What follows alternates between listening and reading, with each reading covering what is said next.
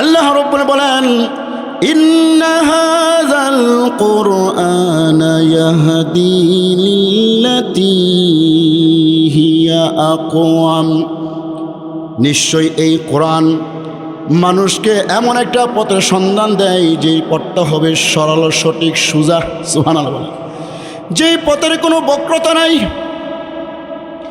সরল পথের সন্ধান দেয়, সঠিক পথের সন্ধান দেয়। যেই পথের মধ্যে কোনো আঁকাবাঁকা কোনো রাস্তা নাই, যেই পথটা শুরু হবে দুনিয়া, শেষ হবে জান্নাতুল ফেরদাউস।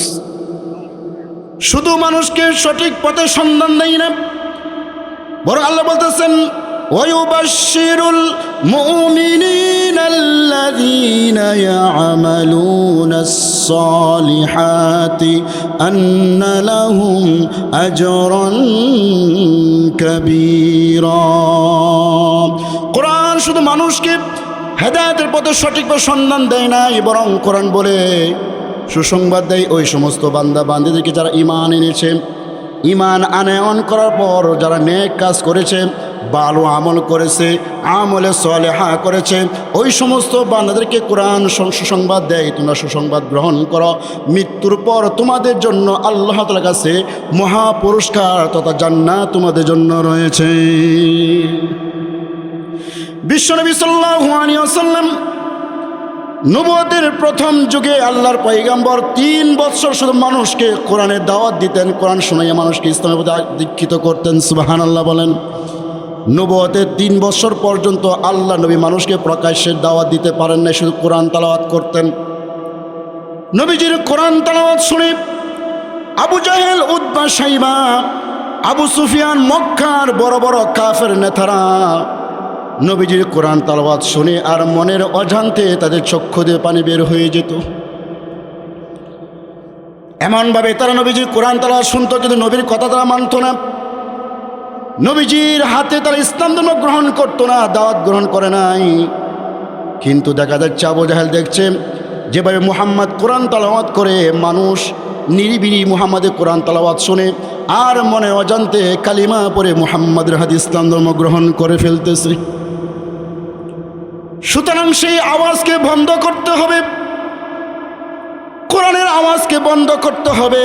আজও পৃথিবীর জমিনে নাস্তিক মুরতাদ দেখতেছে, বাংলার জমিনে, বিশ্বের জমিনে যেভাবে মাদ্রাসাগুলো বাড়তেছে, দিন বদিন মাদ্রাসা বাড়তেছে, কোরআন শিক্ষা বাড়তেছে, এই জন্য নাস্তিক মুরতাদের মাথা গরম হয়ে গেছে। মাদ্রাসাগুলো কীভাবে বন্ধ করতে হবে যতটা ষড়যন্ত্র করতেছে, ঠিক না ঠিক বলেন? সকালবেলা কিন্ডারগার্টেনের ব্যবস্থা করেছে, কচি কাঁচা মাসুম বাচ্চাদেরকে যখন শিশু অবস্থায় যখন তাদের কোরআন শিক্ষা দেওয়া হয়, মক্তবের সময় তাদেরকে কোরআন শিক্ষা দেওয়া হয়, ওই সময় তারা স্কুলে ক্লাস করেছে, সকাল 6টা থেকে স্কুলে উপস্থিত হতে হবে।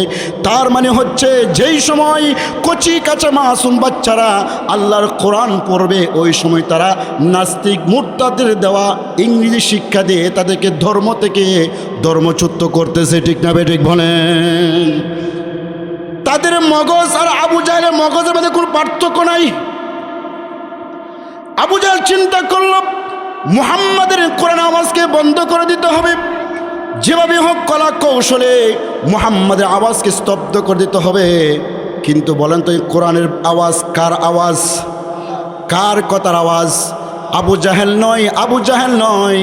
তামাম পৃথিবীর মানুষ যদি একত্রিত হয়ে কোরআনের আওয়াজকে স্তব্ধ করতে চায়, আল্লাহর কসম দিয়ে বলি, কোরআনের আওয়াজকে স্তব্ধ করতে পারবে না, এরা নিজেরাই স্তব্ধ হয়ে যাবে। সুতরাং আবু জাহেল মক্কার জমিনে তার সমস্ত নেতাদেরকে বসে সংসদের মতন বসে পরামর্শ করতেছে, আমার নেতারা তোমরা আমাদেরকে পরামর্শ দাও। আব্দুল্লাহর এতিম পোলা মুহাম্মদ যেভাবে ইসলাম ধর্ম প্রচার করার জন্য সেভাবে লেগে গেছে কোরআন তেলাওয়াতের মাধ্যমে। আমাদের মানুষ যেভাবে রাত্রে নিবিড়ে নির্জনে মুহাম্মাদের বাড়ির পাশে আঙ্গিনায় দাঁড়িয়ে মুহাম্মাদের কোরআন তেলাওয়াত শুনে, যদি এভাবে চলতে থাকে অনন্ত বিলম্বে মানুষ সব মুহাম্মাদের হাতে কালিমা পড়ে মুসলমান হয়ে যাবে। এই জন্য কী করা যায়? আবু সুফিয়ান তখন তিনিও মুসলমান হন নাই। উতবা, শাইবা সকলেই পরামর্শ দেয়, নেতাজি আপনি আমাদের নেতা, আমরা আপনাকে নেতা মানি, আপনি যা ঘোষণা দিবেন আপনার ঘোষণা, আপনার এই ঘোষণাকে মক্কার জমিনে বাস্তবায়ন করার জন্য আমরা জান প্রাণ চেষ্টা করব। ঘোষণা তো নেতাই দেয়, ঠিক কিনা বলে? মাঠে বাস্তবায়ন করে কে? কর্মীরা। আজকে হরতাল, নেতা তো ঘোষণা দিয়ে দিছে, নেতা তো রাজধানী বসে আছে। এখন কুলিয়াসর কি নেতা আইছে? বাজিতপুর কি নেতা আসে? কিশোরগঞ্জে কি নেতা আসে? কারা? এই নেত্রীরা যারা আছে, কর্মীরা যারা আছে, এই ঘোষণাকে তারা বাস্তবায়ন করে। তারা বলতেছে আপনি ফয়সালা দেন, কি করা যায়? আবু জাহেল ঘোষণা করে দিল, আগামীকাল থেকে কেউ মুহাম্মাদের মুখের কোরআন তাল শুনতে পারবে না, আমি ঘোষণা করে দিলাম। সমস্ত মক্কায় ঘোষণা হয়ে গেল, আর কেউ শুনতে পারবে না। রাত্র যখন গভীর হয়, আল্লাহর নবী যখন কোরআন তেলাওয়াত শুরু করে দিলেন, সুবহানাল্লাহ, আল্লাহর পয়গম্বর বিশ্বনবী, রহমতের নবী, দয়ার নবী, মায়ার নবী, আল্লাহর নবী, যার উপর কোরআন তেলাওয়াত আল্লাহ তাআলা কোরআন নাজিল করেছেন, ওই নবী কোরআন তেলাওয়াতের কেমন মধু হবে, কেমন ভালো লাগবে, কেমন শুনতে মতো লাগবে। সুতরাং নবী যখন রাত্রেবেলা যখন কোরআন তেলাওয়াত শুরু করে দেয়, রাত্র যখন গভীর হয়ে গেল, আবু জাহেল তার বিছানার মধ্যে শুয়ে আছে, এখানে সে যাইতে পারে না, চটপট করতেছে। স্ত্রী বলে, স্বামী হে, আপনি কি অসুস্থ হয়ে গেলেন কিনা? আপনি কি ডাক্তার আনতে হবে কিনা? আবু জাহেল বলে, না, ডাক্তারের প্রয়োজন নাই, আমার কোনো রোগবিধি হয় না, অসুস্থ হয় না। আপনি এরকম করছেন যে, তার কারণটা কি? আবু জাহেল বলে, হে আমার স্ত্রী, আমি নেতা আজকে ঘোষণা করে দিয়েছি, আজকে মক্কার জমিনে কেউ মুহাম্মাদের কোরআন তারা শুনতে পারবে না, আমি নিজেও যাইতে পারবো না। এই জন্য আজ আমার ঘুম হচ্ছে না, আমি চটপট করিতেছি, আমি যতক্ষণ পর্যন্ত মুহাম্মাদের মুখের কোরআন তেলাওয়াত না শুনবো ততক্ষণ আমার চোখে ঘুম আসবে না। আর আমাদের অবস্থা হচ্ছে এমন, কাফের হয়েও তারা কোরআনকে শ্রবণ করার জন্য এত আগ্রহী ছিল, তাদের ঘুম আসতো না। আর মনে করে জন্ম নিয়ে রাত্রে মোবাইল হাতে না নিলে আমাদের ঘুম আসে না। কথা ঠিক না বেটি? কেমন মুসলমান? তাহলে তো আমরা মুসলমান আবু জাহেল মার্কা থেকে নিম্ন আমরা পৌঁছে গেছি মুসলমান হিসাবে। নাম কি আসতে আমরা মুসলমান আছি, কাজকর্ম সব এদের মতনই, ঠিক না বেটি? সুতরাং আবু জাহেল বলতেছে, স্ত্রী, যেহেতু আমি আজকে ঘোষণা করে দিয়েছি কেউ যাবে না, যাই আমি একা একা মুহাম্মাদের মুখের কোরআন তেলাওয়াত শুনে আসি। আবু জাহেল চলে গেল। আবু সুফিয়ান চিন্তা করতেছে, আজকে তো মুহাম্মাদের মুখের কোরআন তেলাওয়াত শুনতে পারবো না, যেহেতু নেতা ঘোষণা করে দিয়েছে, হয়তো নেতা আজকে যাবে না, কেউ যাবে না, আমি একা একা মুহাম্মাদের কোরআন তেলাওয়াত শুনে আসি। সুবহানাল্লাহ। উতবা সাহেব কি চিন্তা। সুতরাং বড় বড় নেতারা চলে গেল, ফাতি নেতাগুলা বাসায় ঘুমিয়ে আছে, নেতারা সব চলে গেছে। আল্লাহর পয়গম্বর কোরআন তেলাওয়াত করে, সুবহানাল্লাহ, ইয়াসিন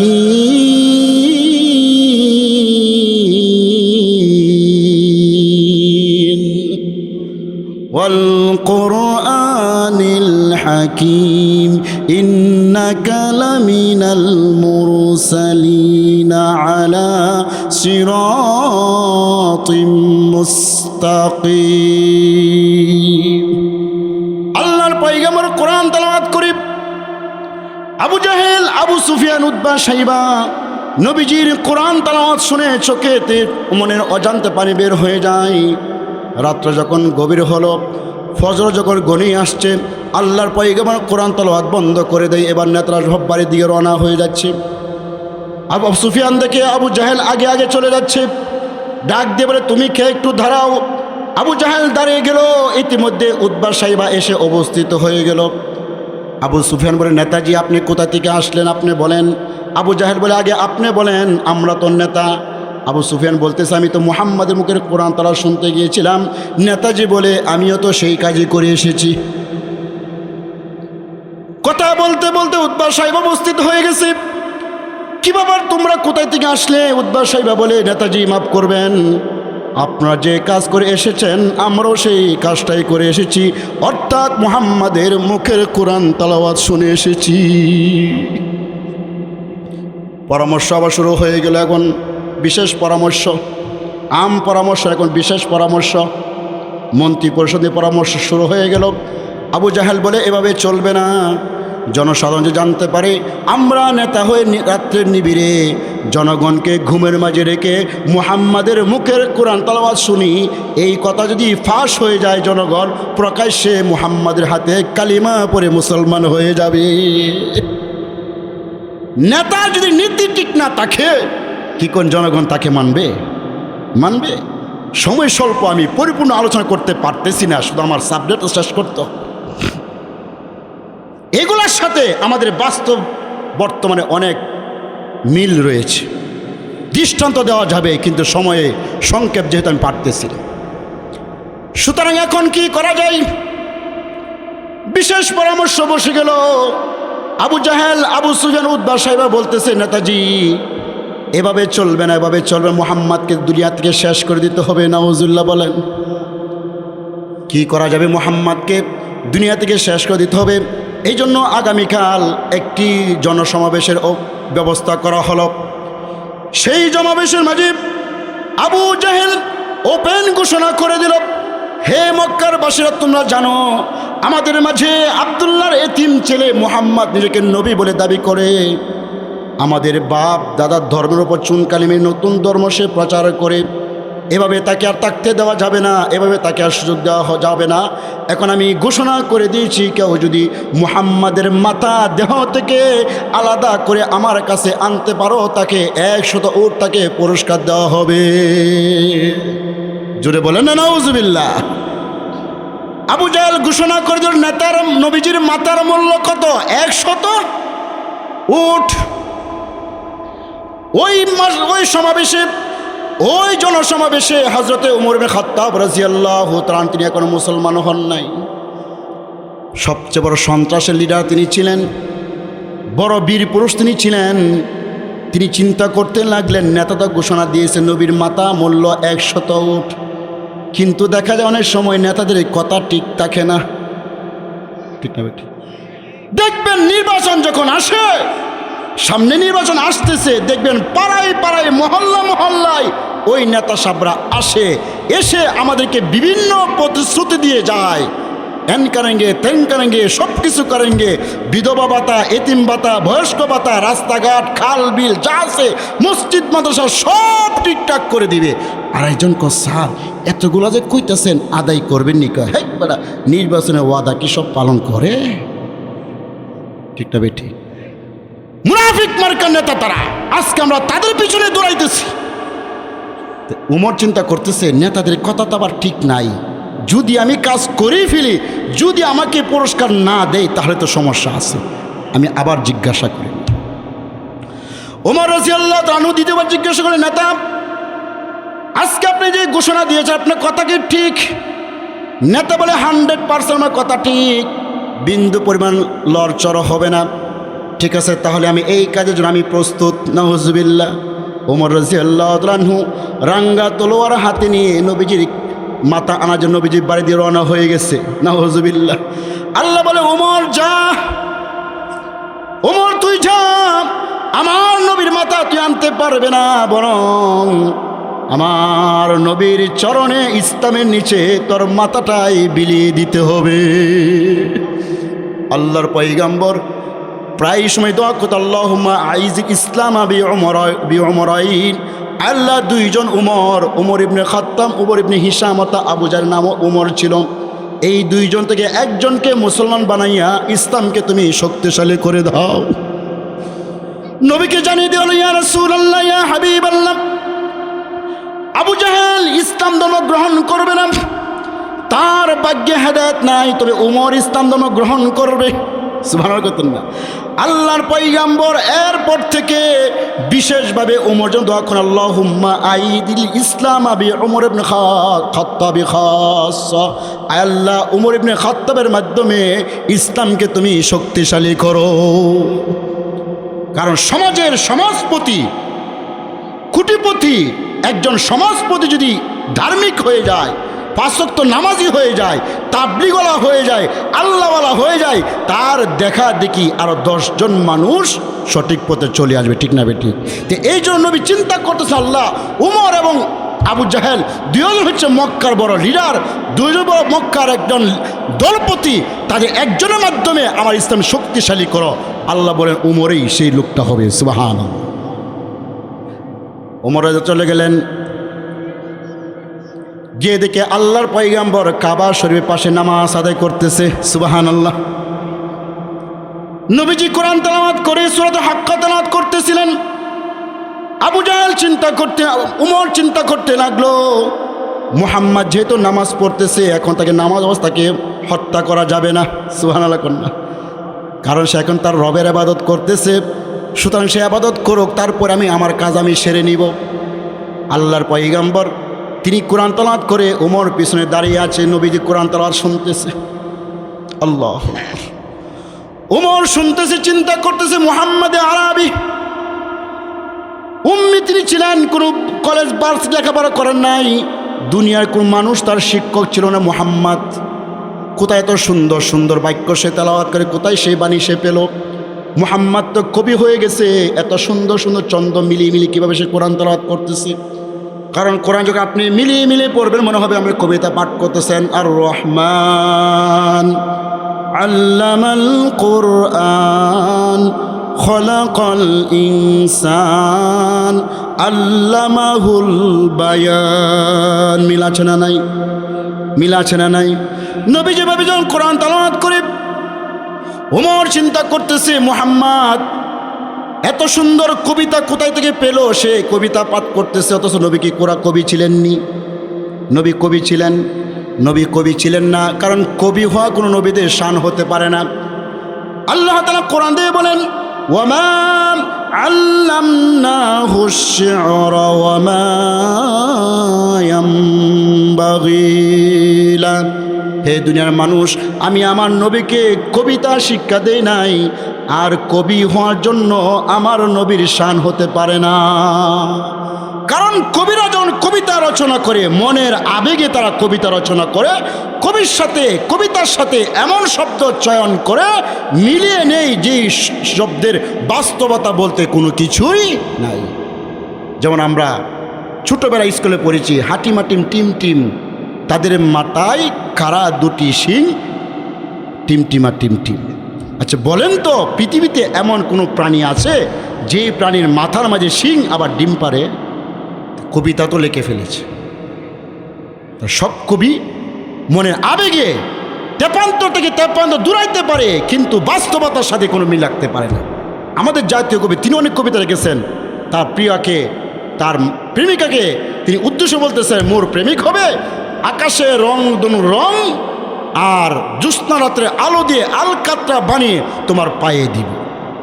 কি কোন এটিকে সম্ভব? জ্যোৎস্না রাতের আলো আকাশে রং মিলিয়ে তার পায়ে আলকাতরা দেবে, কি সম্ভব? কিন্তু কবিতা তো লিখে ফেলেছে। আবার তিনি ভালো কবিতা লিখছেন কিনা? এই সুন্দর ফুল সুন্দর ফল মিঠা নদীর পানি, খুদা তোমার মেহেরবানি, খুদা তোমার মেহেরবানি। ঠিক না বেটি? এরকম অনেক কবিতা রেখেছে। আল্লাহ যে তাকে মাফ করে একটা কবিতা তার জন্য যথেষ্ট। আবার লিখেছেন মসজিদের পাশে মুরে কবর দিও ভাই, মুরুখ যেন কবর থেকে মুয়াজ্জিনের আজান শুনতে পায়। তার এই কবিতা লিখেছেন, আল্লাহ তা কবুল করেছেন, মসজিদের পাশেই তার দাপন হয়েছে। সুবহানাল্লাহ। আল্লাহ যে মাফ করেন একটা কবিতা তার জন্য যথেষ্ট। তো সেই উমর রাদিয়াল্লাহু তাআলা নবীকে কবিতা বলে সাব্যস্ত করলেন। আল্লাহর নবী তখন নামাজের ভিতরে উমরের প্রশ্ন উত্তর দিয়ে দিলেন, ওয়ামা হুয়া বিকাউলি শাইরিন কলিলাম মা তুমিনুন। এটা কোনো কবির কথা নয়, বরং অল্প সংখ্যক মানুষ তাম বিশ্বাস করে থাকুক, ঈমান আনয়ন করে থাকুক। উমর বলে, আমি মনে মনে মুহাম্মদকে কবি বলে ধারণা করলাম, আর মুহাম্মদ আমার মনের কথা জেনে ফেলল। মুহাম্মদ তো গণক হয়ে গেল। নাউজুবিল্লাহ। গণক কাকে বলে? যে আগাম কথা বলে দেয় সেই তো গণক হয়ে যায়। নবী কি গণক ছিলেননি? নবী কি গণক ছিলেন? নবী গণক ছিলেন না, নবীকে আল্লাহ জানিয়ে দিতেন, নবী তা জানতেন। এবার নবীকে যখন গণক বলে সাব্যস্ত করা হলো, আল্লাহর পয়গম্বর নামাজের ভিতরে হযরত ওমর উত্তর দিয়ে দিলেন, ওয়ালা বিকাউলি কাহিনিন কলিলাম মা তাযাক্কারুন। এটা কোনো গণকের কথা নয়, অল্প সংখ্যক মানুষ তোমরা তা নসিহত গ্রহণ করে থাকো। ওমর বলেন, আমি মনে মনে মুহাম্মদকে এক একটা ধারণা করি, আর মুহাম্মদ আমার ধারণা অনুযায়ী প্রশ্ন উত্তর দিয়ে দিচ্ছে। মুহাম্মদ কবি নন, মুহাম্মদ গণক নন। ওমর বলে, আমার মনে হচ্ছে ইসলামের মোহাব্বত তীরের মতো আমার ভিতরে প্রবেশ করছে, আর আমার মাটির নিচে থেকে মাটি সরে যাচ্ছে। সুবহানাল্লাহ। তাহলে মুহাম্মদ কবি নন, মুহাম্মদ গণক নন, তাহলে মুহাম্মদ কি তেলাওয়াত করে? কোথায় সেই মধুর বাণী সে পেল? কোথায় থেকে পেল?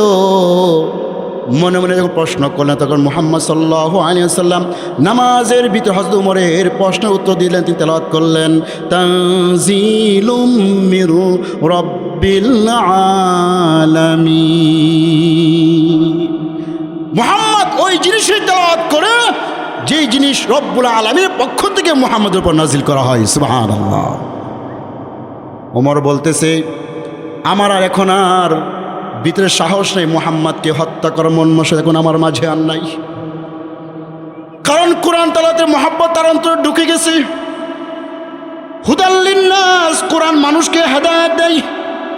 কিন্তু তারপরেও উমরের মাথায় 100 উট ঘুরপাক খাচ্ছে। উটের আশায় উমর যাচ্ছে মুহাম্মাদের মাথা আনার জন্য। দ্বিপ্রহরের সময় যখন মুহাম্মাদের মাথা আনতে যাচ্ছে, এমন সময় রাস্তায় হযরত নাঈমের সাথে উমরের সাক্ষাৎ হয়ে গেল।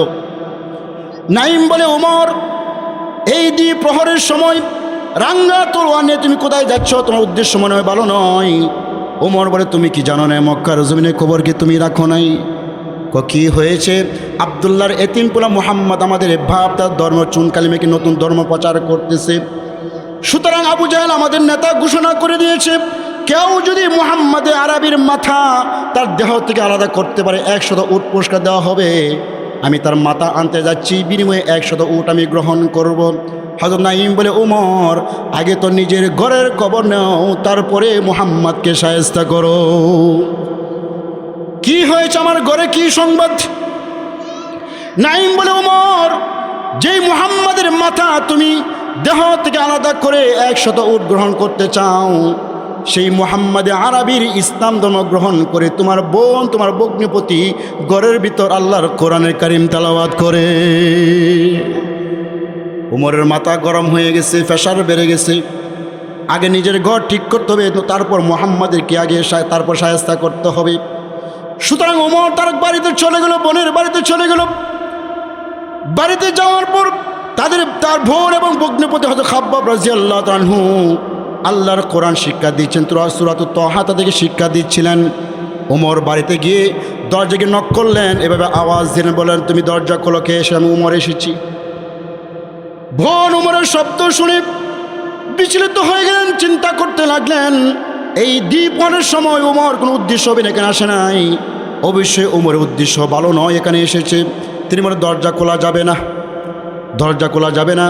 আল্লাহ তাআলা উমরকে এমন শক্তি দিয়েছিলেন, হাদিস শরীফে এসেছে, ইসলাম ধর্ম গ্রহণ করার পর শয়তানের সাথে হযরত উমরের 3 বার দস্তাদস্তি হয়েছে, 3 বার শয়তানকে পরাস্ত করেছে।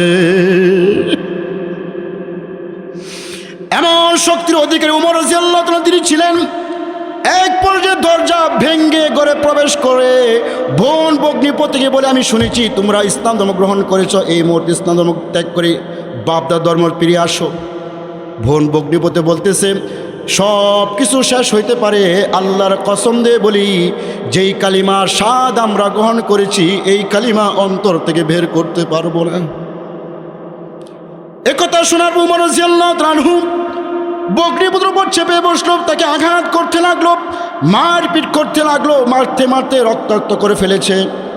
বোন দেখছে তার স্বামীকে আঘাত করতেছে, বোন যাচ্ছে স্বামীকে বাঁচানোর জন্য।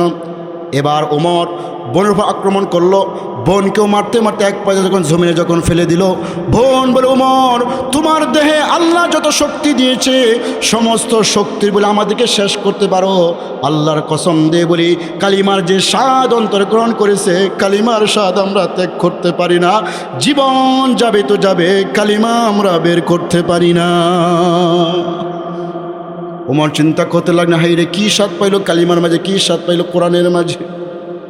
শত হলে তো বোন একে মায়ের উদরে ছিল। ওমর বলে, বোন ঠিক আছে, তাহলে তোমরা যেই কোরআনের জন্য, ইসলামের জন্য নিজের জানকে দিতে প্রস্তুত, আমি ওমরকে একবার সেই কোরআন শোনাও। সুবহানাল্লাহ, আমি ওমরকে একবার কোরআন শোনাও, আমার হাতে একবার কোরআনটা দাও। এবার মন বলে, ইন্নাকা নাজাসুন ওয়া ইন্নাহু লা ইয়ামাসসুহু ইল্লাল মুতাহহারুন। বোন বলে, ওমর তুমি নাপাক, তুমি কাফের, তুমি মুশরিক, আর আল্লাহর কোরআন হচ্ছে পবিত্র, আর পবিত্র গ্রন্থকে নাপাক অবস্থায় ছোঁয়া যায় না। কুম ফাতাওয়াজ্জা, হে ওমর তুমি উঠো, গোসল করো, উজু করো, পাক পবিত্র কাপড় পরে আসো, তারপরে তোমার সামনে কোরআন দেওয়া হবে, নতুবা দেওয়া হবে না। ওমর গোসল করলেন, উজু করলেন, পাক পবিত্র কাপড় পরে যখন সামনে আসলেন, এবার খাব্বাব রাদিয়াল্লাহু তাআলা উমরের সামনে সূরা তাহা তেলাওয়াত শুরু করে দিলেন। সুবহানাল্লাহ।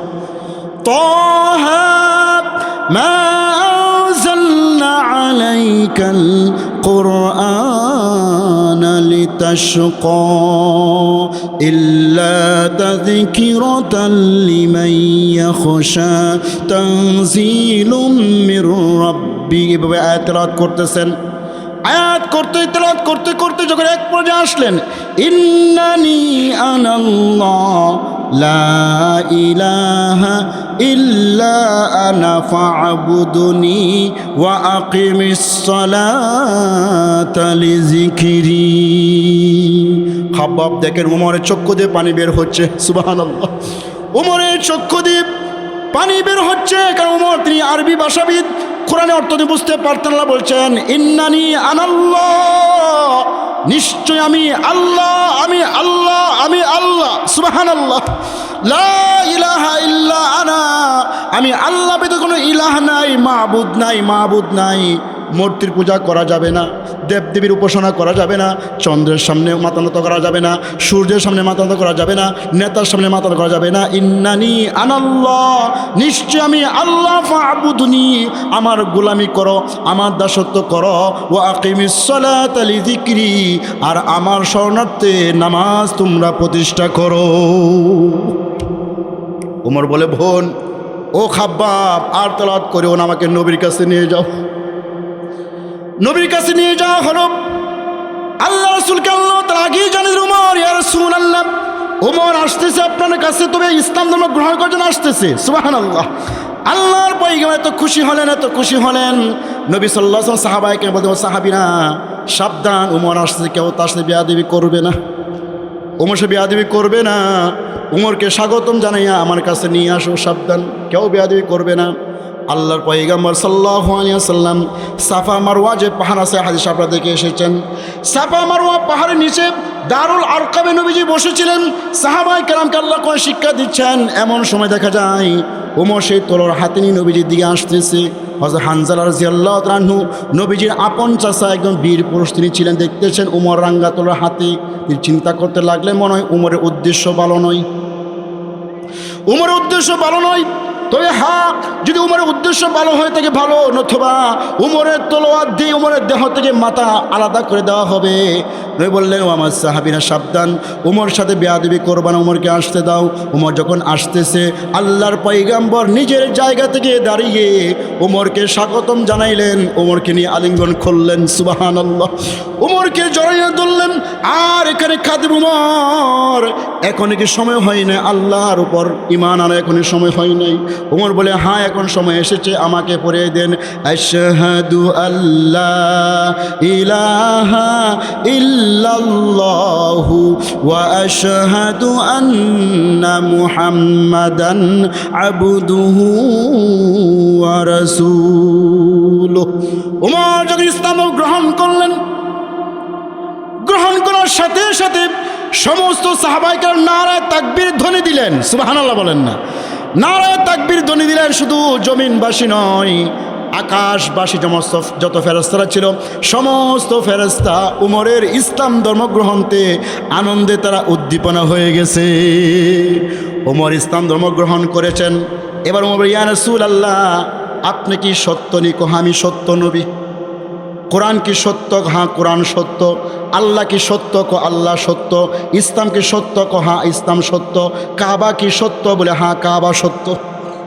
দেখেন কি ভূমিকা নিতেছে। ইয়া রাসূলুল্লাহ, তাই যদি হয়ে থাকে, আপনি সত্য, কোরআন সত্য, ইসলাম সত্য, কাবাগর সত্য, আল্লাহ সত্য, তাহলে আর গোপনে নয়, গোপনে নয়, এবার প্রকাশ্যভাবে কাবার সামনে আমরা নামাজ করব, আদায় করব। মক্কার কোন যেই ব্যক্তি আমাদেরকে বাধা দিবে তার দেহ থেকে মাথা আলাদা করে দেওয়া হবে।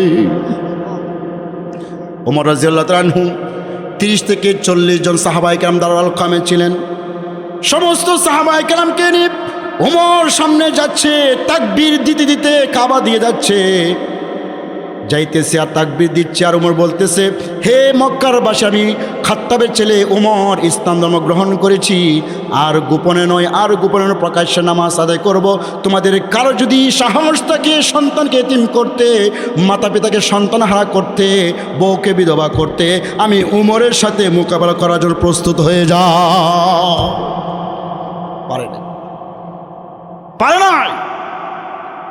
আমার বন্ধুরা, ওমর কোথায় ছিল? মানবতার একেবারে অধপতন নিম্ন স্তর থেকে কোরআনের সোহবতে আসার কারণে, কোরআনকে বুকে ধারণ করার কারণে আল্লাহ তাআলা তার মর্যাদা কি পরিবৃদ্ধি করলেন। নবী বলেছেন, লাউ কানা বাদি নাবিয়্যুন লাকানা ওমর, আমার পরে কোন নবী আসবে না, যদি আমার পরে কোন নবী আসতো আল্লাহ সেই লোকটা ওমরকে বানাইতেন। সুবহানাল্লাহ। দাও খোদা দাও আমায় আবার ওমর দারাজ দিল, দাও খোদা দাও আমায় আবার ওমর দারাজ দিল, দাও আলীর মত বীর সেনানি, আলীর মত বীর সেনানি জাগাতে নিখিল, দাও খোদা দাও আমায় আবার ওমর দারাজ দিল। ঠিক না বেটি? হামজাকে দাও গরে গরে জীবন দিতে অকাতরে। ঠিক না বেটি? হামজাকে দাও ঘরে ঘরে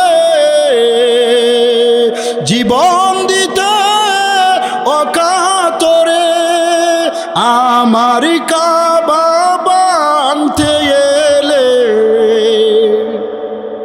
আমার কাবা বানতে এলে পাঠাও আবাবিল,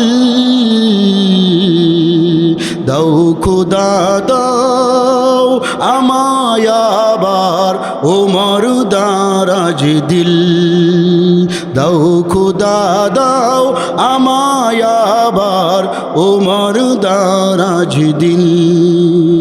সচ্চা ঈমান দিয়ে পাঠাও শত সাহাবা,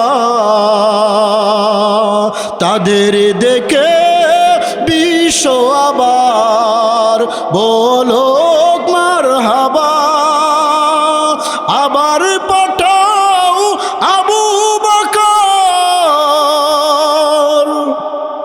ফিতনা ফাসাদ আসুক যত, পাহাড় সম অনর অটল পাহাড় সম, দাও সে মনের মিল,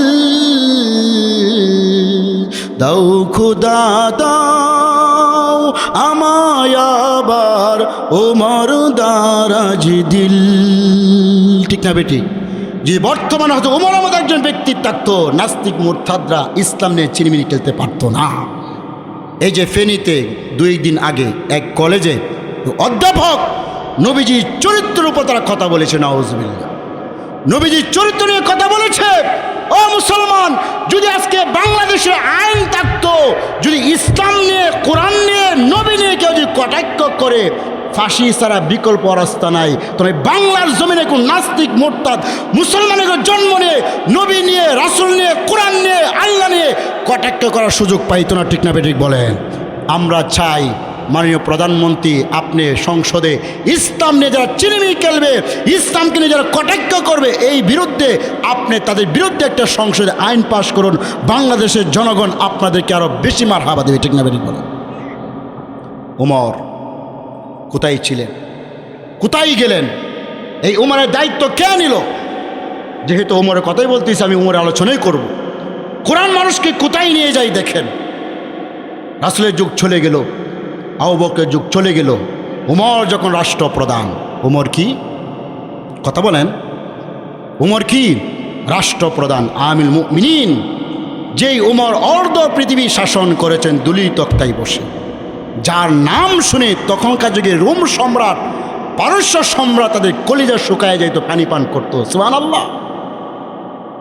সেই উমর খলিফাতুল মুসলিমিন, আমিরুল মুমিনিন, যেখানে যায় সেখানে মুসলমানের বিজয়, মুসলমানের বিজয়। রোম সম্রাট হিরাক্লিয়াস সে ঘোষণা করে দিল যে উমরের মাতা যে আমার কাছে আনতে পারবে, আমি তাকে 200 উট তাকে পুরস্কৃত করব। নাউজুবিল্লাহ। কারণ এই লোকটা যে হত্যা করা যায়, এই লোকটাকে যদি নির্মূল করা যায়, তাহলে আমাদের কোনো চিন্তা নাই, আমাদের কোনো ভয় নাই। কারণ তার নাম শুনলেই আমাদের আত্মা কলিজা শুকায়া যায়। তখন একজন দূতকে পাঠালো মদিনায়, দেখে আসো লোকটা কীভাবে জাঁকজমকের সাথে থাকে, তার কেমন পাওয়ার, তার সিকিউরিটি গার্ড কেমন রয়েছে। তখন দূত মক্কায় আসে। মক্কায় এসে মানুষকে জিজ্ঞাসা করে, আইনা মুলুকিকুম, তোমাদের বাদশাহ কোথায়? কোথায় তোমাদের বাদশাহ থাকে? মানুষরা বলে, লাইসালানা মুলুক মালিকুন ওয়ালানা আমিরুন, আমাদের কোনো বাদশাহ নাই, আমাদের একজন আমিরুল মুমিনিন তিনি আছেন, রাষ্ট্র পরিচালনা করেন। বলে তিনি কোথায়?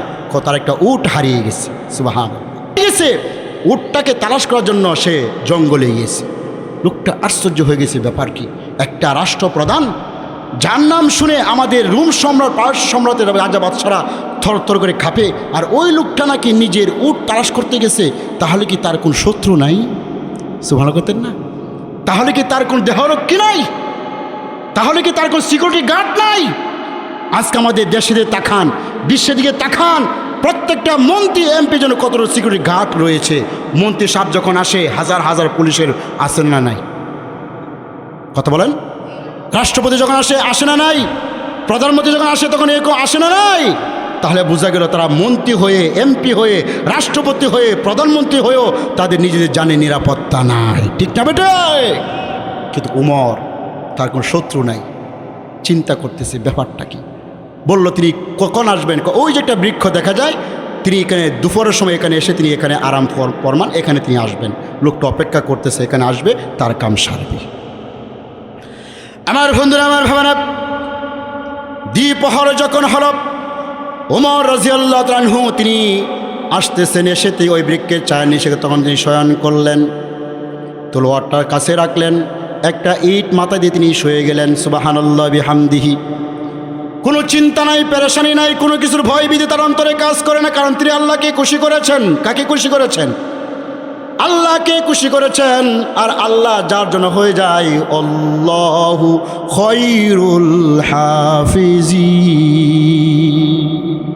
মানুষ কি হেফাজত করবে? আল্লাহই তো সবচেয়ে বড় রক্ষক। ঠিক না বলে?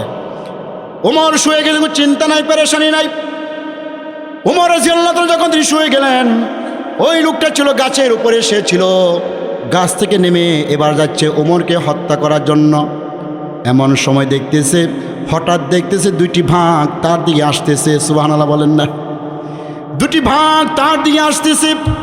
এখন বলেন তো, ওই লোক কি ওমরকে হত্যা করবে নাকি নিজের জান বাঁচাইবে? কথা বোঝেন নাই? ওমরকে হত্যা করবে নাকি নিজের জান বাঁচাইবে? এই জন্য সে তলোয়ার দূরে নিক্ষেপ করে দিল। তলোয়ার দূরে নিক্ষেপ করে দেওয়ার সাথে সাথে বাঘ দুইটি গায়েব হয়ে গেল। সুবহানাল্লাহ। ওই লোকটা উমরের কাছে গিয়ে উমরকে ঘুম থেকে জাগ্রত করলেন, বললেন, ইয়া আমিরুল মুমিনিন, আমাকে মুসলমান বানান। সুবহানাল্লাহ করতেন না? আমাকে মুসলমান বানান কেন? তুমি কে? তোমাকে আমি তো চিনি না, সম্ভবত তুমি আমার দেশের লোক নয়, নাগরিক নয়, আমি তোমাকে চিনি না, তোমার পরিচয় দাও। লোকটি বলে, হুজুর আমার পরিচয় জানা দরকার, আগে আমাকে মুসলমান বানান না, আগে পরিচয় দাও। লোকটি বলতেছে, আমি রোম দেশ থেকে এসেছি, রোম সম্রাট আমাকে প্রতিশ্রুতি দিয়েছে যে আমি আপনার মাতাকে দেহ থেকে আলাদা করে নিতে পারি, আমাকে 200 উট পুরস্কৃত করবে। 200 উটের আসামি এসেছিলাম এমন একজন মানুষকে হত্যা করার জন্য, এমন একজন নিষ্পাপ মানুষকে হত্যা করার জন্য, এমন একজন ন্যায়পরায়ণ আদেল বাদশাকে হত্যা করার জন্য, যার হেফাজত দায়িত্ব স্বয়ং আল্লাহ রব্বুল আলামিন গায়বীভাবে করে তার একটা মানুষকে হত্যা করতে আমি এসেছিলাম। যেই দৃশ্য আমি দেখেছি, সুতরাং আপনি একজন সাধারণ মানুষ নয়, সাধারণ মানুষ নয়, আপনি একজন মহামানব, মহামানব। এমন একজন মানুষের যদি গোলাম হয়েও থাকা যায়, নিজের জীবনকে ধন্য আমি মনে করব। উমর বলে যে তাই হয়ে থাকে, নাও নাও, আমার মাথা আমি দিয়ে দিলাম, আমার মাথা দেহ থেকে আলাদা করে নাও, তুমি 200 উট পেয়ে যাও। সুবহানাল্লাহ! কি মানবতা, কি ব্যবহার, কি আচার ছিল তাদের! ইসলাম এসেছে ব্যবহারের মাধ্যমে, তোলার মাধ্যমে ইসলাম আসে নাই। ইসলাম এসেছে ব্যবহারের মাধ্যমে। আমার বন্ধুরা, আমার বাবারা, হযরত আলী রাদিয়াল্লাহু আনহু যুদ্ধের ময়দানে চলে গেলেন, শত্রু তার উপর চেপে বসলো, তারপর চেপে বসেছে আলীর উপরে, বুকের উপর চেপে বসেছে, শত্রু উপর চেপে বসে আলী রাদিয়াল্লাহু আনহু, শত্রু নিচে, আলী উপরে বসে আছে। তরবারি হাত দিয়ে শত্রুর দেহ থেকে মাথা আলাদা করে দিবে, এই মুহূর্তে শত্রু হযরত আলীর মুখে একটা থুতু নিক্ষেপ করে দিল। বলেন তো রাগ কি বাড়বে না কমবে? কথা বলেন না কেন? রাগটা বাড়বে। যেই মাত্র থুতু নিক্ষেপ করলো, সাথে সাথে আলী তাকে ছেড়ে দিল। সুবহানাল্লাহ করতেন না? আলী রাদিয়াল্লাহু তাকে ছেড়ে দিলেন। লোকটি চিন্তা করলো, ব্যাপারটাকে এখন তো আমাকে বেশি করে মারা দরকার ছিল, বেশি করে আঘাত করা দরকার ছিল, কারণ তার সাথে বেয়াদবি করেছি। কষ্ট করে, আলী রে তুমি কেন আমাকে ছেড়ে দে, তার কারণটা কি? আলী বলে, আল্লাহ দুশমন, তুই জানিয়ে রাখ, মুসলমান যা কিছু করে সব একমাত্র আল্লাহকে খুশি করার জন্য করে। এতক্ষণ তোর মাঝে আর আমার মাঝে শত্রুতা ছিল একমাত্র আল্লাহ এবং রাসূলের জন্য, কারণ তুই এসেছিস ইসলামের বিরুদ্ধে, রাসূলের বিরুদ্ধে, আল্লাহর বিরুদ্ধে তুই এসেছিস। আমি তোকে হত্যা করলে আল্লাহর কাছে বিনিময় পাইতাম, কিন্তু তুই যখন আমার মুখে যখন তুতু নিক্ষেপ করে দিলে, এখন তোর প্রতি আমার ব্যক্তিগত হিংসা এসে গেল, রাগ এসে গেল। আর ব্যক্তিগত হিংসার আগে কাউকে হত্যা করা কুফরি, এই জন্য তোকে আমি হত্যা করি নাই। লোকটি বলতেছে, ও আলী, এটা নাম ইসলাম? বলে, হাদা ইসলাম, এটাই হচ্ছে ইসলাম। ইসলামে যা কিছু আছে সব আল্লাহ এবং রাসূলের জন্য আছে। এই কথা শুনিয়া ওই লোকটা কালিমা পড়ে সাথে সাথে আলীর হাতে মুসলমান হয়ে যায়। ওই রোম সম্রাটের ব্যক্তি উমরের হাতে মুসলমান হয়ে গেল। সেই উমর তিনি ছিলেন, তিনি আল্লাহ তাআলা 4জন মানুষকে পৃথিবী বাদশাহ দান করেছেন। কয়জন মানুষ ছিল? সমস্ত পৃথিবী বাদশাহ কয়জন ছিল? 4 জন, 2 জন মুসলমান, 2 জন কাফের। নমরুদ, বুখতেনসর, হযরত সুলাইমান আলাইহিস সালাম, বাদশাহ জুলকারনাইন। সুলাইমান আলাইহিস সালাম আল্লাহ তাআলা সমস্ত পৃথিবী বাদশাহ দান করেছিলেন। শুধু এমন বাদশাহ নয়, সমস্ত কীট পতঙ্গ, দেও দানব, পশু পাখি সব কিছুর ভাষা তিনি বুঝতেন, এমনকি বাতাস পর্যন্ত হযরতে সুলাইমানের নিয়ন্ত্রণে ছিল। তিনি আল্লাহর কাছে দোয়া করেছেন, রব্বি হাবলি মুলকান লা ইয়ামবাগি লি আহাদি মিন বাদি। আল্লাহ, আপনি আমাকে এমন একটা রাজত্ব দান করেন, যেই রাজত্ব আমার পরে কাউকে দান করবেন না। আল্লাহ তাকে এমন রাজত্ব দান করেছিলেন, বাদশাহ বাতাস পর্যন্ত তার কথা শুনতো, গাছ গাছের কথা তিনি বুঝতে পারতেন, পশু পাখির কথা তিনি বুঝতে পারতেন। কিন্তু আল্লাহ তাআলা ওমরকে এমন রাজত্বের অধিকারী করেছেন, যেই রাজত্বের মাঝে হযরত সুলাইমানের সিফত বিদ্যমান ছিল। বাস্তবে দেন নাই, কিন্তু সুলাইমানের রাজত্বের সিফত তার মধ্যে বিদ্যমান ছিল। ওমর একদিন মদিনায় তিনি হাঁটতেছেন অলিতে গলিতে, এমন সময় দেখা যায় ঝড় তুফান আসতেছে। কি আসতেছে? পাহাড়ের এলাকা, তো পাহাড়ের এলাকা, ঝড় তুফান আসতেছে। ওমর বলেন, এই বাতাস থাম। সুবহানাল্লাহ করতেন না? এই বাতাস থেমে যা। কেননা এখনো উমর মদিনাতে আছে। উমর কারোর প্রতি জুলুম করে নাই, উমর কারোর প্রতি অনাচার করে নাই, উমর ইনসাফ কায়েম করে। উমর কোরআন বা হাদিসের উপর সঠিক পথে আছে, খুব সাবধান, মদিনার দিকে আসবে না, মদিনার কোনো অলিতে গলিতে তুই আক্রমণ করবে না, তুই ওই দিক দিয়ে পাহাড়ে চিপা দিয়ে ওই দিকে চলে যা। তিনি যেভাবে আঙ্গুল দিয়ে দেখাইলেন, বাতাসটা ওই দিক দিয়ে চলে গেল। আরেকদিন সংবাদ আসলো, উমর উমুক বাড়িতে আগুন লেগেছে। আগুন লেগেছে সংবাদ আসলো, যেমন আজকের রাজধানীতে বেইলি রোডে কাচ্চি একটা হোটেলে আগুন লেগেছে। হাইরে মানুষ কত হয় অসহায়, প্রায় অর্ধশত মানুষ আগুনের জ্বলে পড়ে ছাই ছাই হয়ে গেছে। কিন্তু দুনিয়ার মানুষের কোনো কথা আগুনে শুনবে না। শুনবে কিনা বলেন? শুনবে। আমি প্রধানমন্ত্রী এসেছি, আগুন তুই থেমে যা। আমি রাষ্ট্রপতি এসেছি, আগুন তুই থেমে যা।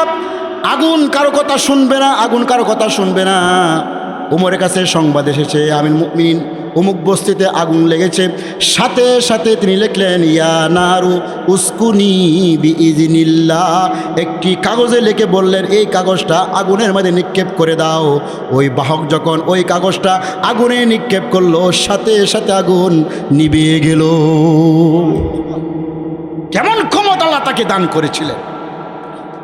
আর এই যে উমর রাদিয়াল্লাহু আনহু মদিনাতে তিনি হাঁটতেছেন, এমন সময় ভূমিকম্প শুরু হয়ে গেল। ভূমিকম্প আসেনিও দেশে, আসেনিও, ভূমিকম্প শুরু হয়ে গেছে। ওমর তখন বলতেছে, হাতে একটা ছুরি ছিল, ছুরি দিয়ে জমিন আঘাত করলো। ইয়া আরদু উসকুনি বিইজনিল্লাহ। হে জমিন, তুমি আল্লাহর জন্য তুমি থেমে যাও, কারণ এখনো তোমার উপরে ওমর রাজত্ব কায়েম করে, ওমর তো কারোর প্রতি জুলুম করে না। সাথে সাথে ভূমিকম্প থেমে গেল। আজও থেমে গেছে, আজ পর্যন্ত মদিনাতে কোনো ভূমিকম্প হয় না। সব কিছু হচ্ছে কোরআনের বরকতে। কার বরকতে? কোরআনের বরকতে সব কিছু হয়েছে। কেন? ইনসাফ তিনি কায়েম করেছিলেন, কোরআনের আমল তিনি করেছিলেন, বাস্তবতার আমল তিনি করেছেন। সেই ওমর রাদিয়াল্লাহু তাআলা আনহু, তার ভিতরে আল্লাহ তাআলার ভয় কতটুকু ছিল। ওমর রাদিয়াল্লাহু তাআলা আনহু স্বাভাবিক অবস্থা, তিনি রাত্রেবেলায় মানুষ যখন ঘুমিয়ে যাইত, ওমর রাস্তায় বের হয়ে যাইতেন, প্রজাদের খবর নিতেন, কে কি অবস্থায় আছে, কে দিন নাতিপাত করতেছে, খবর নেওয়ার জন্য বের হয়ে যাইতেন। আর ওমর বলতেন, আমি যদি রাজত্ব থাকাকালীন একটা কুকুর যদি ইরাকে 10 জেলা নদীর তীরে না খেয়ে মারা যায়, আল্লাহর কাছে আমি উমরকে জবাবদিহি করতে হবে। কেমন ভয় তাদের অন্তরে ছিল। আর আজকে আমাদের নেতাদের দিকে চায়া দেখেন, নেতারা যখন সুযোগ পায় জনগণের জাকাতের এতিমের মালকে তারা রাতের কি রাত আঙ্গুল ফুলে কলা গাছ হয়ে যায়। ওমর তিনি হাঁটতেছে, এমন সময় দেখা যায় একটি ঘর থেকে শিশু বাচ্চাদের কান্নার আওয়াজ আসতেছে। ওমর তিনি সেই ঘরের কাছে গেলেন, টিপ টিপ করে আগুন জ্বলতেছে, কান্নার আওয়াজ আসতেছে। ওমর বলতেছে, গো আল্লাহর বান্দি, তুমি এত রাতে সন্তান কেন খাদাইতেছ? তার কারণটা কি? তুমি তাকে কেন খাবার দাও নাই? একটি ফাতিলের মধ্যে আগুন জ্বলতেছে, আর তিনি কি যে নাড়াচাড়া করতেছেন। ওই মহিলা বলতেছে, আমি তোমাকে চিনি না। হে পথিক, আজকে 3 দিন যাবৎ আমি মদিনার বাসিন্দা নয়, বিনদেশ থেকে এসেছি, উমরের কাছে যাইতে পারি না। আজকে 3 দিন যাবৎ আমার সন্তানের মুখে খাবার দিতে পারি না। এই জন্য পাতিলের মাঝে কিছু পাথর দিয়ে পানি দিয়ে নাড়াচাড়া করতেছি, সন্তানদেরকে বোঝাইতেছি হয়তো বাদ পাক হয়ে যাচ্ছে, একটু অপেক্ষা করো, যেন সন্তানরা ঘুমিয়ে যায় না, কে ঘুমিয়ে, আমি এই জন্য বাহানা করিতেছি। ওমর তার চোখের পানি চলে আসছে, নিজেকে নিয়ন্ত্রণ রাখতে পারে নাই, চিৎকার দিবে, আল্লাহ, যদি কিয়ামতের মাঠে এই সন্তানগুলা তার মা সহ তোমার কাঠগড়ায় আমি ওমর জন্য নালিশ করে আমি কি জবাব দিব? ওগো আল্লাহ, গিয়েছিলাম ওমরের কাছে, কিন্তু কিছু পাই নাই, খাইতে পারি নাই। এই জন্য বলে, মা তুমি একটু অপেক্ষা করো, দেখি আমি তোমার জন্য কোনো ব্যবস্থা করতে পারি কিনা। উমর বাড়িতে চলে গেলেন। আসলাম ছিল তার গোলাম, আসলামকে বলে, আসলাম রে বাইতুল মালটা খোলো। বাইতুল মাল খোলা হলো এবং তার মধ্যে একটা বস্তার মধ্যে আটা রাখলেন, কিছু তরি তরকারি রাখলেন, প্রয়োজনীয় তিনি রাখলেন। রেখে তিনি আসলামকে বলে, আসলাম এই গাঠটিটা আমার মাথায় উঠিয়ে দাও। আসলাম বলে, আমির মুমিনিন, আমি গোলাম থাকতে আপনি কেন গাঠটি বহন করবেন? ওমর বলে, আসলাম রে, আমি যে দৃশ্য দেখেছি এই দৃশ্যের জন্য আমাকেই জবাবদিহি করতে হবে, কিয়ামতের মাঠে তোমাকে জবাবদিহি করতে হবে না।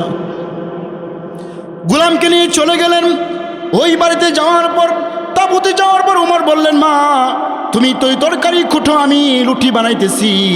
উমর রুটি বানাইতেছেন আর মহিলা তরকারি করতেছে। একবার যখন রান্না হয়ে গেল, উমর ওই বাচ্চাগুলাকে নিজের আসনে বসাইয়া তাদেরকে খাবার খাওয়াইতেছে আর বললেন, মা তুমিও খাও। সন্তান যখন খেয়ে শেষ করলো, এবার মা যখন খাইলো, উমর একটু দূরে দাঁড়িয়ে আছেন। আসতাম বলে, আমির মুমিন আপনি কেন দাঁড়িয়ে আছেন? এবার উমর বলতেছে, আমি এই জন্য দাঁড়িয়ে আছি, এতক্ষণ আমি সন্তানদের চোখের পানি দেখেছিলাম, এখন আমি উমর একটু সন্তানদের মুখে একটু তৃপ্তির হাসি দেখতে চাই।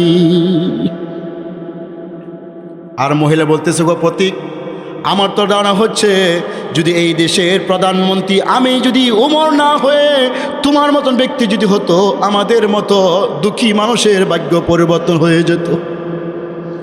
উমর এই গভীর রজনীতে ভিনদেশী মহিলার কাছে নিজের পরিচয় দান করেন নাই।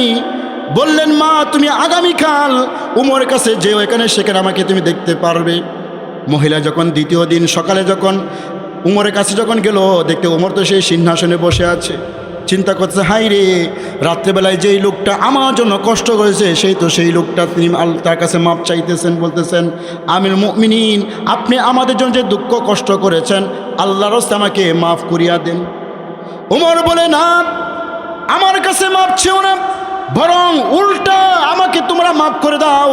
আমি কেন তোমাদের কান্নার আওয়াজ শোনার আগে কেন আমি তোমাদের খাবার আমি ব্যবস্থা করতে পারি নাই, এই জন্য আল্লাহর কাছে তোমরা জবাবদিহি, আমার জন্য জবাবদিহি চাইও না। কোথায় মানুষের পরিবর্তন! কোরআন কোথায় মানুষকে নিয়ে গেল! তার মর্যাদা কতটুকু বৃদ্ধি পাইল, তার চোখের দৃষ্টি কতটুকু বাড়ল। একদিন তিনি মদিনায় মসজিদে নববীতে মিম্বরে তিনি বসে আছেন, সুবহানাল্লাহ কইতেন না? মসজিদে নববীতে তিনি জুমার খুতবা দিবেন। এমন সময় খুতবার ভিতরে বলতেছে, ইয়া সারিয়া আল জাবাল, ইয়া সারিয়া আল জাবাল, আল জাবাল। সমস্ত মুসলিম চিন্তা করতে লাগলো, হঠাৎ করে ওমর রাদিয়াল্লাহু তাআলা আনহু খুতবার ভিতরে এই শব্দ কেন উচ্চারণ করলেন? কারণ এই শব্দ তো খুতবার সাথে কোনো সম্পর্ক নাই। সারিয়াতুল জাবাল কেন বললেন? তার কারণটা কি?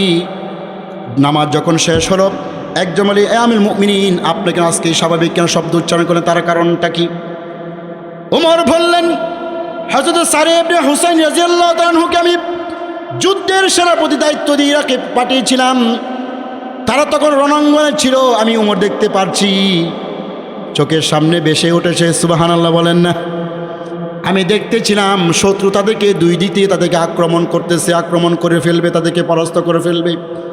এই জন্য আমি তাদেরকে আওয়াজ দিলাম, ইয়া সারিয়া আল জাবাল, আল জাবাল, হে সারিয়া তুমি পাহাড়কে পিছনে রেখে যুদ্ধ করো, পাহাড়কে পিছনে যুদ্ধ করো। কিতাবে লেখে প্রায় 1200 মাইল দূর ছিল সেই বাহিনী। কত মাইল? কত শত মাইল? 1200 মাইল দূরে ছিল।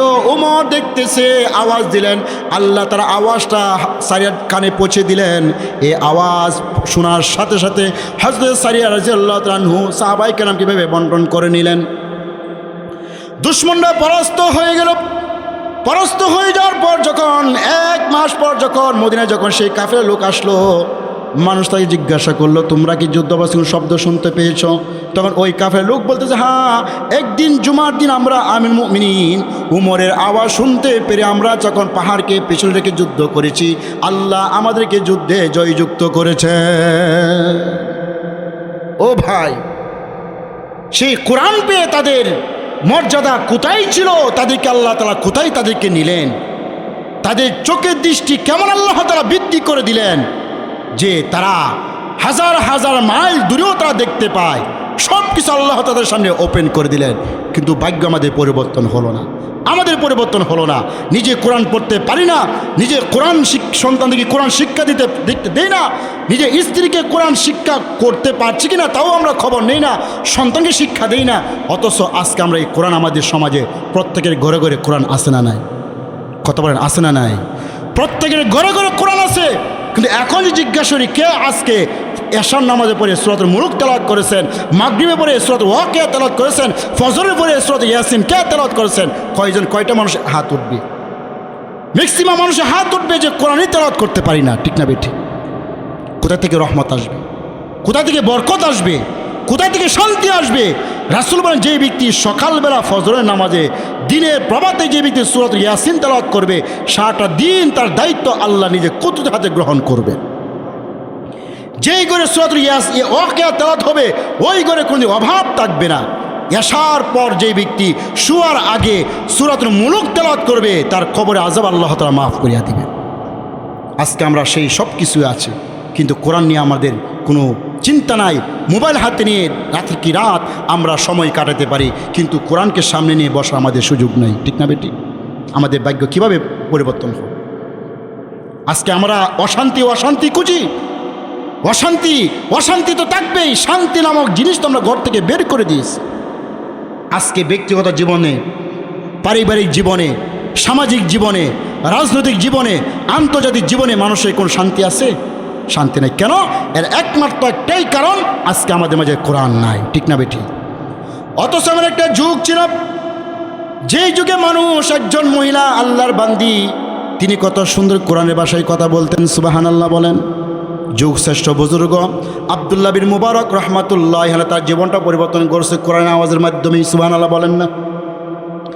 সেই আব্দুল্লাহ বিন মুবারক রহমাতুল্লাহ আলাইহি একজন ধনী বাবার সন্তান তিনি ছিলেন, বড় মুহাদ্দিস তিনি ছিলেন, ইমামে আজম আবু হানিফা রহমাতুল্লাহ ছাত্র তিনি ছিলেন। তার জীবনকে তিনি তো 3 ভাগে ভাগ করে নিয়েছিলেন। 1 বছর জিহাদ করতেন, আরেক বছর হজ করতেন, আরেক বছর ব্যবসা করতেন। যে বছর তিনি হজে গেলেন, হজের কাজ সমাধান করে বাইতুল্লাহর কাছে আসছে তওয়াফ করার জন্য। এমন সময় থেকে বাইতুল্লাহর পাশে একজন বৃদ্ধা নারী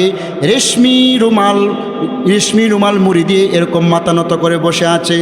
আব্দুল্লাহ বিন মুবারক চিন্তা করতে লাগলেন, হয়তোবা ওই মহিলা নিজের কাফের লোকদেরকে হারিয়ে এখানে বসে তিনিকে সালাম দিলেন, আসসালামু আলাইকুম ওয়া রাহমাতুল্লাহ। সালাম উত্তর কী হবে বলেন? সালাম উত্তর কী হবে? সবাই বলতে পারলেন। সালামের উত্তর কী হবে? ওয়ালাইকুম আসসালাম ওয়া রাহমাতুল্লাহ বলাটাই স্বাভাবিক। কিন্তু দেখেন ওই চাদরের ভিতর থেকে বুড়ি মহিলা উত্তর দিচ্ছেন, সালামুন কওলাম মির রাব্বির রাহিম। ও আব্দুল্লাহ, তুমি আমাকে যে শান্তির দোয়া করেছো, সালাম দিয়েছো, এই শান্তি হচ্ছে আল্লাহর পক্ষ থেকে বাণী, আল্লাহর বাণী। সুতরাং আমিও দোয়া করি আল্লাহ তোমার ওপর শান্তি বর্ষণ করুক। আব্দুল্লাহ চিন্তা করতে লাগলে, আমি মহিলাকে নিজের স্বাভাবিক ভাষায় সালাম দিলাম, কিন্তু মহিলা কোরআন ভাষা উত্তর দিচ্ছে। আমি তাকে জিজ্ঞাসা করলাম, মা আপনি এখানে বসে কি করতেছেন? আল্লাহর বান্দী উত্তর দিচ্ছেন, ওয়া মান ইউদ্লিলিল্লাহু ফালা হাদিয়া লা। যদি এই পৃথিবীর জমিনে আল্লাহ তাআলা কোন মানুষকে পথ হারিয়ে দেন, পথের সন্ধান না দেন, দুনিয়ায় কোন মানুষের ক্ষমতা নাই ওই লোকটাকে সঠিক পথে সন্ধান দেওয়া। ও আব্দুল্লাহ, আমি তো হজ করতে এসেছি, কাফেলা লোকদেরকে হারিয়ে এখানে বসে আছে। আব্দুল্লাহ বুঝতে পারলেন মহিলা তার কাফের লোকদেরকে হারিয়ে ফেলেছে। জিজ্ঞাসা করলেন, মা আপনি এখানে কয়দিন যাবৎ অবস্থান করিতেছেন? বুড়ি মহিলা উত্তর দিচ্ছেন, সালাসা লায়ালিন সাবিয়া। আমি বিগত 3টি রজনী পর্যন্ত এখানে অবস্থান করিতেছি। আব্দুল্লাহ প্রশ্ন করলেন, মা আপনার কাছে কোনো খাবার নাই, কোনো পানীয় বস্তু না, আপনি কি পান করেন? হয়তো তার নিজের ভাষা উত্তর দিবে, কিন্তু মহিলা উত্তর দিচ্ছেন, আল্লাযী হুয়া ইউতঈমুনি ওয়া ইয়াসকিন। ওই আল্লাহ তাআলা যিনি আমাকে সৃষ্টি করেছেন, তিনি আমাকে খাওয়ান, তিনি আমাকে পান করান। আব্দুল্লাহ বিন মুবারক আশ্চর্য হয়ে যাচ্ছে, যুগ শ্রেষ্ঠ বুজুর্গ, বড় মুহাদ্দিস তিনি ছিলেন, অথচ তিনি ওই মহিলার সাথে কোরআনের ভাষায় কথা বলতে পারতেছেন না। আর একটা মহিলা কোরআনের ভাষায় কথা বলে সুবহানাল্লাহ করতেন না। তাহলে বোঝা গেল মহিলাদের জ্ঞানও অনেক সময় পুরুষের চেয়ে বেশি থাকে। ঠিক কিনা বলেন? প্রশ্ন করলেন, মা তাহলে আপনি কিসের মাধ্যমে উযু করেন? আপনার পাশে কোনো উযু নাই, পানি দেখছি না, আপনি কিসের মাধ্যমে উযু করেন? কারণ নামাজের জন্য উযু দরকার আছে না নাই? কমপক্ষে তো এই কথার উত্তরটা নিজের ভাষা দিবে, কিন্তু মহিলা দিচ্ছেন, ফাতায়াম্মামু সাঈদান তাইয়্যিবা। তোমরা যেখানেই থাকো, যে নামাজের সময় হয়ে যায় আর পানি সন্ধান না থাকলে আল্লাহ রাব্বুল আমিন জমিনকে পবিত্র করে দিয়েছে তায়াম্মুম করে খোদার কদমে সেজদা দাও। ও আব্দুল্লাহ, আমার পানি নাই, সমস্যা নাই, আমি তায়াম্মুম করে আমি নামাজ আদায় করি। আল্লাহর বান্দা আব্দুল্লাহ জিজ্ঞাসা করলেন, মা আপনার বাড়ি কোথায়, আপনার ঠিকানা কোথায়? কমপক্ষে ঠিকানাটা তো নিজের বাসায় বলবে, কারণ আমাদের বাড়ি, অনেকের বাড়ি যেখানে থাকুক না কেন, কোনো বাড়ি মানুষের বাড়ির ঠিকানা দেশের নাম কি কোরআনে আছে? কত বার আসেনি? লন্ডন, আমেরিকা, বাংলাদেশ, বাজিতপুর, এরকম কি কোরআনে আছে? কিন্তু আল্লাহর বান্দি দেখেন কত সুন্দর করে কোরআন ভাষা উত্তর দিচ্ছেন, সুবহানাল্লাযী আসরা বিআবদিহি লাইলাম মিনাল মাসজিদিল হারামি ইলাল মাসজিদিল আকসা। পবিত্র সেই মহান রব্বুল আলামিন যিনি তার বান্দাকে মসজিদে হারাম থেকে বাইতুল মুকাদ্দাস ভ্রমণ করেছেন। ও আব্দুল্লাহ, আমি বাইতুল মুকাদ্দাস যেতে চাই। আব্দুল্লাহ বুঝে ফেলেছেন ওই মহিলা বাইতুল মুকাদ্দাস যেতে চায়। প্রশ্ন করলেন, মা তাহলে আমার কাছে কিছু খাবার আছে, আপনি ইচ্ছা করলে খাবার গ্রহণ করতে পারেন, আমি খাবো বা হা বা না নিজের ভাষা কমপক্ষে বলবেন। কিন্তু দেখা যাচ্ছে আল্লাহ বান্দা উত্তর দিচ্ছেন, সুম্মা আতিম্মুস সিয়ামা ইলাল লাইল, তোমরা রোজাকে সুবে সাদেক থেকে নিয়ে সূর্য অস্ত পর্যন্ত রোজা আদায় করো। তার মানে আব্দুল্লাহ, আমি রোজা রেখেছি, ইচ্ছা করলে আমি খাইতে পারবো না। আব্দুল্লাহ বুঝে ফেলেছে মহিলা রোজা রেখেছে। প্রশ্ন করলেন, মা এটা তো রমজান মাস নয়। কি নয়? রমজান মাস নয়, এটা আপনি রোজা রেখেছেন। আল্লাহর বান্দা উত্তর দিচ্ছেন, ওয়ামান তাতাওয়া খায়রান ফাইন্নাল্লাহা শাকিরুন আলিম। তোমাদের মাঝে কেউ যদি নফল রোজা আদায় করে আল্লাহ তাআলা ওই নফল ইবাদত আল্লাহ তাআলা বিনিময় দিয়ে থাকে। আব্দুল্লাহ, রমজান মাস নয় কি তো হয়েছে, আমি তো নফল রোজা রেখেছি। সুবহানাল্লাহ। আব্দুল্লাহ বলে, মা আপনি তো সফর অবস্থায় আছেন, আর সফর অবস্থায় ফরজ রোজা না রাখার বিধান আছে না নাই? আপনি নফল রোজা রাখছেন, সুতরাং আপনি সফর অবস্থায় আছেন, আপনি ইচ্ছা করলে ভাঙতে পারেন, কোনো সমস্যা নাই। এবার মহিলা উত্তর দিচ্ছে, ওয়া আনতাসুমু খায়রুল লাকুম ইন কুনতুম তা'লামুন। যদি তোমরা জানতে তাহলে সফর অবস্থায় রোজা রাখাটাই তোমাদের জন্য উত্তম ছিল। আব্দুল্লাহ, আমি রমজান মাস নয় কি হয়েছে, সফর অবস্থায় কি হয়েছে, আমি রোজা রেখেছি, শুধু আমি খাইতে পারবো না। আব্দুল্লাহ প্রশ্ন করলেন, মা তাহলে আপনি আমার মতন স্বাভাবিক ভাষায় কেন কথা বলছেন না, তার কারণটা কি? আল্লাহর বান্দা উত্তর দিচ্ছেন, মা ইয়ালফিজু মিন কাওলিন ইল্লা লাদাইহি রাকিবুন আতীদ। তোমাদের মাঝে কেউ যদি কোনো কথাবার্তা বলে, আমাদের প্রত্যেকটা কথা রেকর্ড হওয়ার জন্য দুই কাঁধে দুইজন ফেরেশতা আছে না নাই? আছে না নাই? কিরামান কাতিবিনা ইয়ালামুনা মা তাফআলুন। আমরা প্রতিটা মুহূর্তে মুহূর্তে কি কথা বলতেছি, কি কর্ম করতেছি, প্রত্যেকটা কথা কর্ম আমাদের রেকর্ড হচ্ছে, কিয়ামতের মাঠে ফাঁস হয়ে যাবে। প্রশ্ন করলেন, মা তাহলে আপনি ইচ্ছা করলে আপনি আপনার স্বামী, আপনি বংশের কোন গোত্রের মানুষ, কমপক্ষে গোত্র তো নিজের ভাষায় বলবে। কিন্তু মহিলা দেখেন কোরআনের ভাষায় উত্তর দিচ্ছে, লা লা তাকুফু মা লাইসা লাকা বিহি ইলম। ও আব্দুল্লাহ, যেই বিষয় তোমার জ্ঞান নাই ওই বিষয়ের পিছনে তুমি পড়িও না। অর্থাৎ আমি কোন বংশের লোক এটা তোমার জানার বিষয় না, তুমি তোমার জানা দরকার নাই। আল্লাহর বান্দি এবার আব্দুল্লাহ জিজ্ঞাসা করলেন, মা তাহলে আব্দুল্লাহ প্রশ্ন করছে, মা তাহলে আপনি আমাকে ক্ষমা করে দেন। কি করে দেন? আমাকে ক্ষমা করে দেন, আমার ভুল হয়ে গেছে। এবার আল্লাহ বান্দী উত্তর দিচ্ছেন, লা তাসরিবা আলাইকুমুল ইয়াউম ইয়াগফিরুল্লাহু লাকুম আজকে তোমাদের বিরুদ্ধে আমার কোনো অভিযোগ নেই, আল্লাহ তোমাদেরকে মাফ করে দিবে, সুবহানাল্লাহ। অর্থাৎ আমিও তোমাদেরকে মাফ করে দিলাম। মুহতারাম হাজরিন, আমাদের আজকের প্রধান মেহমান আল্লামা ডক্টর কলির রহমান আল আজহারি হাফিজাহুল্লাহ, তিনি আমাদের মাঝে এসে গেছেন। সকল বলে আলহামদুলিল্লাহ। তিনি অল্প সময় আমাদের মাঝে এসে যাবেন। হযরত আসলে আমি আমার বয়ান শেষ করে দেব। তো মহিলা বলতেছে, তোমাকে আমি মাফ করে দিলাম, কোরআন তেলাওয়াত দিয়ে বলতেছে আমি তোমাকে মাফ করে দিলাম। এবার আব্দুল্লাহ বলতেছে, মা আপনি যদি ইচ্ছা করেন তাহলে আমার এই উটের উপর আপনি আরোহণ করতে পারেন, আমি আপনাকে গন্তব্য পর্যন্ত পৌঁছতে পারি।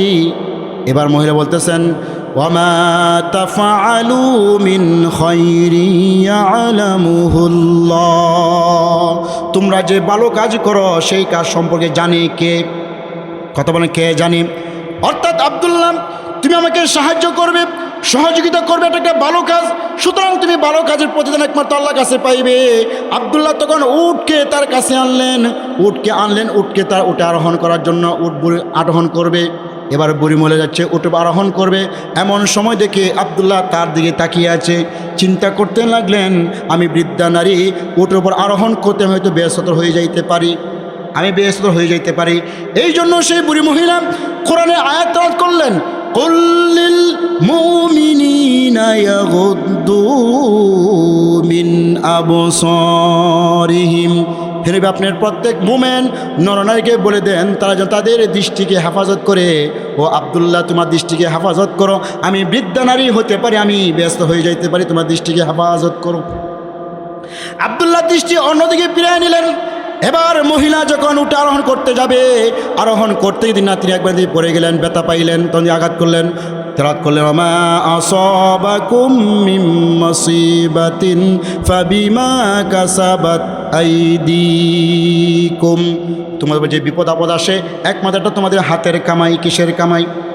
আব্দুল্লাহ বলতেছে, মা আপনি একটু অপেক্ষা করেন, আমি উটটাকে বসায় দেই। এবার মই বলতেছে, ফাফাহামনাহা সুলাইমান, এই বিষয়জ্ঞান আল্লাহ তাআলা সুলাইমানকে দান করেছেন। অর্থাৎ আব্দুল্লাহ, এই বিষয় জ্ঞান তোমার আছে, আমার নাই, অর্থাৎ তুমি ভালো বুঝো।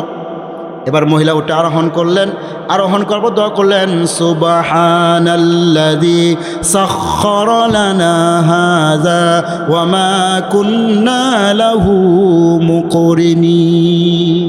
এই দোয়াটা যানবাহনে আরোহণ করলে এই দোয়াটা পড়তে হয়।